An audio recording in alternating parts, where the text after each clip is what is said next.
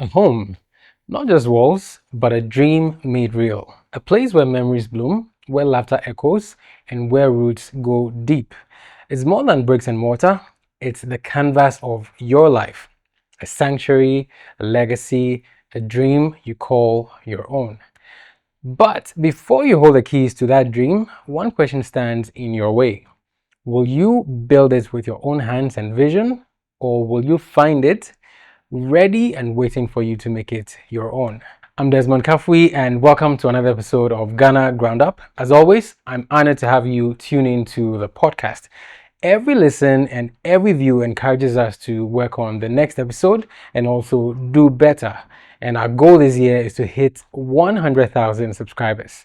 Is it audacious? Of course. Is it possible? Absolutely. So do well to play your part by being a part of our story and being a part of our journey by subscribing to the channel if you already haven't. Get your friends and family on board as well, and let us build a worthy resource to guide you on your real estate journey right here in Ghana and beyond. In Maslow's hierarchy of needs, shelter is one of the physiological or survival needs, more of a fundamental need that must be met before you can even begin to consider other needs like your safety, your security, your sense of belonging, and others that are listed on the pyramid of needs. Building on that, no pun intended, I want to safely assume that you're ready to own a home and that you have the funds to execute this mission. Now, even though the thoughts of having a home or having your own place can be very exciting, there's one big question that may nudge you. Should you build your first home from scratch? Or should you buy an already built house?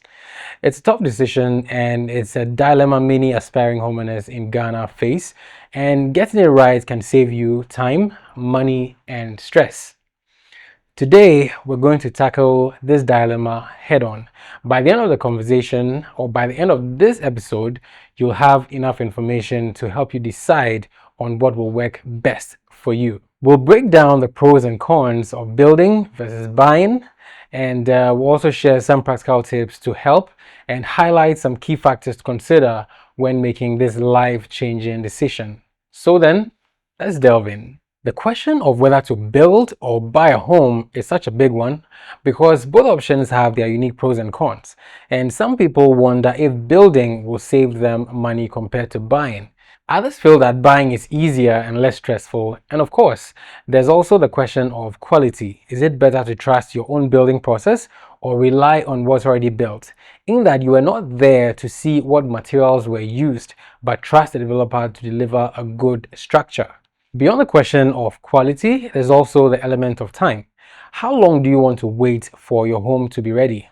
It'll take a while to build, but if you're buying, you can move in within a very short time. Normally, it takes much less when you're buying than when you're building. Here in Ghana, the real estate market offers a bit of both worlds. On one hand, we've seen a rise in beautiful gated communities and homes built by property developers. And on the other hand, lands in peri-urban areas like Kaswa, Oyarifa, and Dodowa are still relatively affordable for those who are looking to build their first home or dream home. And that is why this conversation is so relevant today. Let's start with a case for buying a house. Buying a house can be an excellent option, especially if you value convenience. Now, with a completed home, you can move in almost immediately after the purchase. You can avoid the long and often stressful process of construction, and the cost is usually fixed upfront, so you know what to expect even before you commit to the process. No surprises. And if you're dealing with trustworthy developers, they'll make everything clear so there's no hidden cost. Just one clear purchase price to worry about, and that's it. Even if you have to make extra expenditure beyond the purchase price, it's often going to be covering things like the service charge, a sinking fund, a homeowners association fee, etc. And these costs that I just mentioned are applicable when you're buying a house in a gated community or an apartment. Another good thing about buying is location. Property developers often choose prime or well-planned areas for their projects. So then you can think about gated communities with paved roads, good security, good drainage, and access to utilities. Plus, many developers often offer flexible payment plans or even mortgage partnerships with banks, which can make the buying process accessible to more people. But let's be honest, buying a house isn't perfect or free of issues. Buying a house is usually more expensive upfront compared to building. Buying a house will almost always cost more than when you build. And since the houses are ready made, you're often stuck with the developer's design choices. You're limited when it comes to customizing your unit. You may have some room to make some minor changes if you're buying off plan or while the building is yet to be completed. But other than that, you're stuck with what the developer serves you. And beyond customization, you may also need to do a thorough inspection of the property. Otherwise, you may discover some quality concerns later down the line. Not all property developers are the same. The good ones will use quality materials and not compromise on the integrity of the building they put up. And the opposite is also true, where some developers will cut corners by using cheap materials or poor finishing, and they'll serve you with a building that looks good on the outside but then has many issues within. Over time, the hidden issues will come up, so you can hire a professional property inspector to handle this. Please don't assume that you can spot the flaws and identify the issues by yourself. Please do well to get a professional. These people are trained to detect flaws that you will normally consider as a good fitting. And as you can see, it's very important to weigh all the factors I've mentioned carefully when you're buying a house. Now let's talk about building your own home. One of the biggest advantages here is customization. You're in total control of what you build, and you get to decide the design, the features it will have, and how it will be laid out. You also get to spice it up to your taste. It's your vision brought to life, so you can dictate the outcome. Now, a word of caution: the fact that you're building doesn't mean you should go crazy on the design. Some people make the mistake of complicating the design of their houses because they want so many things in the house, and some people won't even consult an architect for the design. They would rather work with a draftsman. It's not the same. Working with an architect and working with a draftsman are two completely different things. Though they may look similar, the value is not the same. So choose wisely and work with an architect. It may cost you a little bit more, but then work with an architect. You will thank yourself later for making that decision. Anyways, building your own house will also allow you to spread your costs over time. Instead of paying a lump sum upfront, you can save and disburse in phases, like the land preparation, the foundation, the walls, the roofing, and the finishing. And in all, this can ease the financial strain on you, especially if you're working with a tight budget. The previous episode discussed how to save to build your house. That is, if your earning is small. So then this will be very suitable for you. You may want to go and check out episode 2, and also do well to check out episode 1, which covers how to save to buy your own house. And let's not forget about the land ownership.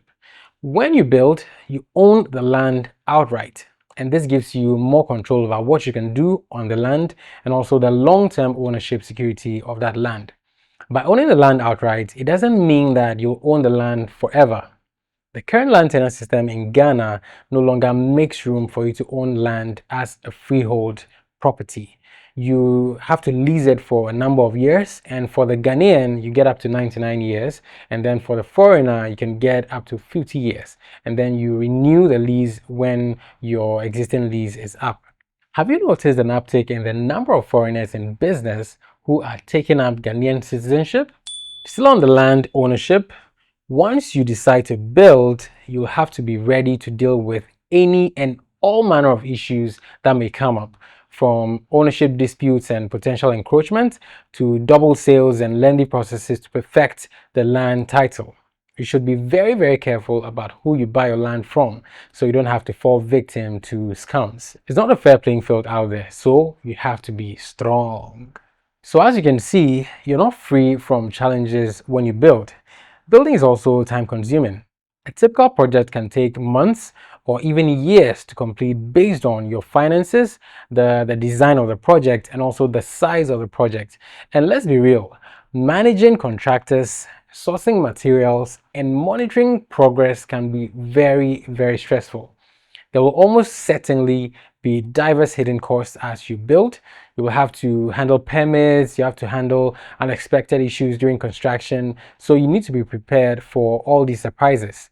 A good way to prepare is to budget a certain amount, a good amount, put it aside and use this as your contingency fund to cater for any unexpected issues that may come up while you're building. So it's very crucial to have a very solid plan and a reliable team when you're building. Some people may consider figuring things out as they build, but then the good book admonishes us that anyone who intends to build must first count his cost. So then, how do you decide which option is best for you? Let me give you a few key factors to consider. Number one, consider your budget. Do you have enough money saved to make a down payment on a house or to cover the first phases of construction? Building might be more affordable, especially in peri-urban areas where you can get land for cheaper. But then buying a house will make sense if you're looking at prime locations. And with prime locations, we all know the usual suspects: easily gone, airport residential, cantonments, and the likes. Number two, you need to consider your timeline. How quickly do you need to move into your house, or how quickly do you need a home? If you're in a hurry, buying is the way to go. But then if you have time and patience, building can absolutely be rewarding. Now, this by no means implies that you can't build fast. You really, really can build fast. But then you need to have the funds to start and then finish within a very short time. Number three, you need to consider your lifestyle and preferences. Are you someone who values convenience, or would you rather have the option to customize your house? If you don't want to have too much on your plate, you can buy a house. But if you want to control everything or every detail of your house, then you're better off building. And this implies that you're taking a stand to weather the storms and every issue that may come up during the building process. Number four, consider the location. If you're looking to make your house in an urban area, you're better off buying a house because of the limited available lands. Now, the scarcity of lands also directly affects the prices of the few lands that are available. Consider this. A plot of land around Spintex will cost you about 2.5 million Ghana cedis. And in East Legon, you'll get a plot for at least 4 million Ghana cedis. And in places like Cantonments, Ridge, and Airport Residential Area, you should be looking at least 12 million to 15 million Ghana cedis. And bear in mind, these prices are for just one plot of land. But in developing areas, for the same plot, you can get land going for, let's say, about 200,000 Ghana cedis and up. So if you're considering peri-urban or rural areas, building will be the way to go because land is more affordable compared to the urban areas. As you can see, it's very, very expensive to have a roof over your head that you can call your own rent-free. So if your salary isn't mathing, 2025 is still relatively young and is young enough for you to weigh your options and think of some additional streams of income to put you in line to become a landlord in the times ahead. So then, over to you. Lastly, in deciding whether to buy or build a house, you need to consider your future plans. Is the house going to be your forever home, or are you thinking of it as an investment? If the house is going to be a place for the family for the long term, then you can consider taking your time to build.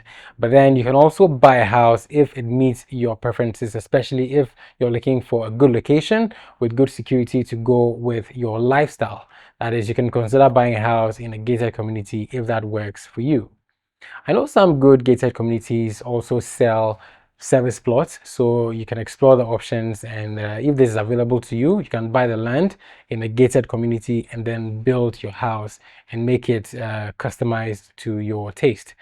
In all, building gives you more flexibility in the long run, and buying will provide you quicker returns on your investment property. Beyond the factors you should consider when making your choice, here are some practical tips to help.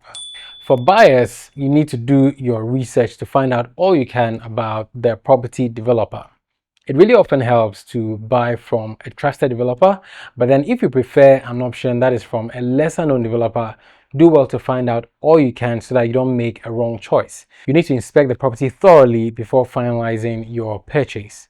Some developers won't give you access to bring in a property inspector to come check out the property until you've made a down payment or you've made some form of deposit, maybe a refundable deposit. But then don't just take the words of the salesperson or the developer as final. Do well to ask for all the necessary documentation you need, including the title deeds of the land and also the permits that come with the property. And if possible, negotiate your payment terms to suit your budget. For builders, start with a solid plan and do well to count your costs before you get started, because this is a marathon, it's not a sprint. And when you find a land that you like, make sure you get the soil tested before you buy it to confirm if it checks all the boxes for the property you want to build. Will it hold the weight of the property? Is the land waterlogged? Will you need to put in extra measures in your foundation with regards to waterproofing? A soil test will guide you in this regard and help you to know what to expect even before you pitch your tent to start construction. Also do well to work with professionals. You want to work with an architect to design your home, and also you want to handpick the builders who will be executing the project. You want to get it right from the start. You may be on a tight budget, and I can understand that, but then it pays to get it right from the start.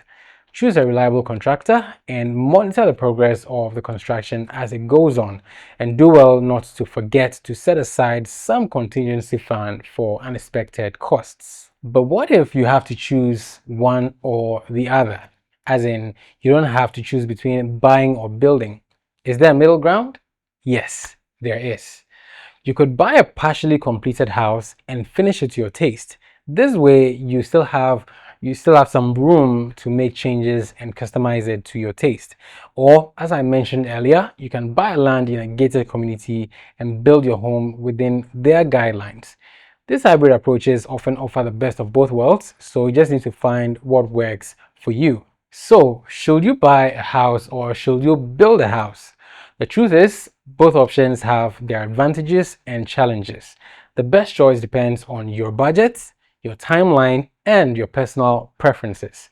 Take the time you need to evaluate the options carefully, consult professionals, and make a decision that aligns with your goals.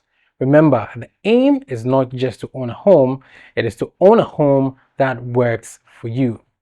Thank you so much for tuning in to today's episode. If you found this episode helpful, do well to like, share, and subscribe to the channel for more practical tips and insights on making your real estate journey in Ghana and beyond a success. Regardless of your financial strength, a home is within reach.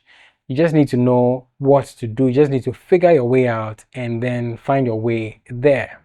I'm Desmond Kafui, and this is Ghana Ground Up. I'll catch you on the next episode. Peace.